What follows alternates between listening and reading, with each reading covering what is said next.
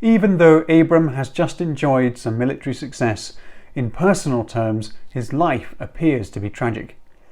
In that culture, to be without an heir was total disaster. Who would inherit his possessions, carry on his line, and look after him in his old age, and then bury him properly? In a vision, Abram complains to the Lord of his situation. The Lord assures Abram that he will not need to adopt Eliezer of Damascus as heir, but that he himself will produce one. He shows him the stars and declares that his descendants will be likewise uncountable. Abraham's response is a critical moment for salvation history.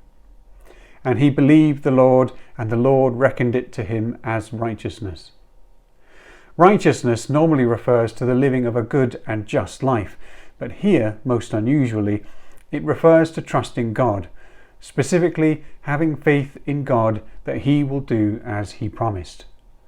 Paul explains in Romans 4 that it is exactly this kind of faith and righteousness which characterizes the true people of God, and he quotes this verse. God now instructs Abram to fetch some animals for a sacrifice. Abram divides them in half, and in a dream which comes upon Abram, God reveals that his descendants will be enslaved for 400 years, and then return to this land. Earlier, God pointed to the stars as a picture of the promise, but here he actually reveals some detail about the future, and how his descendants will inherit the land promised to Abram, once the current inhabitants are ready to be judged for their sin. The time is not yet right. Then a smoking firepot and a torch pass between the animal pieces. What does this ceremony mean? A covenant ceremony where the parties pass between a divided animal is also mentioned in Jeremiah 34:18. As in other cultures, the point was to invite a curse if one of the parties did not keep up their side of the treaty. The divided animals represented their potential fate if they were unfaithful to the covenant. But the smoking pot and torch might also refer to a Mesopotamian purification ritual, which took place at night, hence this event also occurring after the sun had set. Whatever the exact meaning, God makes the covenant and promises a great deal of land to Abram's descendants, which will be fulfilled in its scope in David's time. In chapter 16 we come to the story of Hagar and Ishmael. Here I am reminded of the famous opening sentence from the beginning of the novel The Go-Between by L.P. Hartley. The past is a foreign country. They do things differently there. This episode in particular confronts us with a very different society and set of customs, and it is critical we try and understand them, or failing that, respect what we do not understand. However, it is even more important not to lose the thread of the Genesis story. We are still able to grasp the point of the story, however imperfectly we may understand the details. The focus of Abram's story now rests on Sarai. There are numerous echoes of Genesis 2 here. Abram's private assurances and instructions from God are now being circumvented by his wife. He knows what he has been told and shown, but nevertheless he passively gives in to his wife's frustrations. Sarai's pain is particularly acute. In that culture, women gained honour through marriage and childbearing. Her failure to give Abram an heir is both a disaster and a disgrace, which is very hard for us to comprehend, beyond the more easily understandable pain of infertility.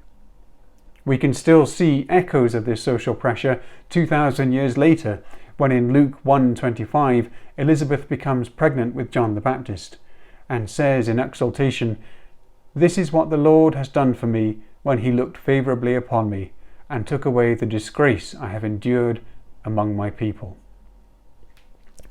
Abraham's situation is also pressurized.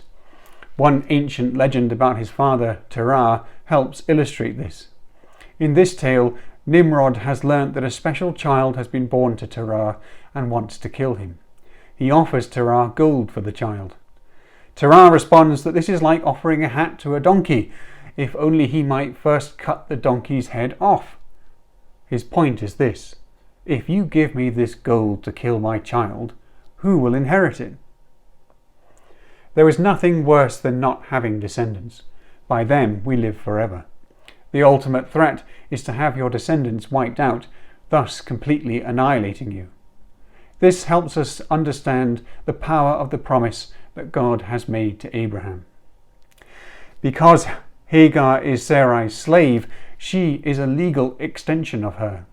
Her children belong to Sarai, and when she becomes a concubine, it is not seen as polygamy. It was also possible to have multiple wives, which was a higher legal status than that of concubine, but this also usually occurred only in the case of infertility. Monogamy was actually the norm in Israel and other cultures. Hagar's new attitude to her mistress is very foolish. Her social elevation in providing an heir to such a great man as Abram was obviously too tempting for her to resist exploiting. What else should she expect from her mistress by shaming her? Yet God has mercy on her and desires to bless her despite her arrogance, as he is determined to bless Abram despite his cowardice. We also see here, as we shall see many times again, something of the great value of the biblical narrative. The characters are complicated, especially the great ones. One moment they are heroes of faith, the next they are embarrassing, cowardly, even murderous. The Bible may contain some black and white laws, but it does not contain black and white people. We often find ourselves wondering how to evaluate a character's actions and search for hints in the narrative as to the correct opinion. Sometimes everyone shares some blame, and we are not sure who has the greater portion. We are regularly confronted with the complicated and the ambiguous, with the successes, failures, and don't knows of life. Sometimes things are just a mess.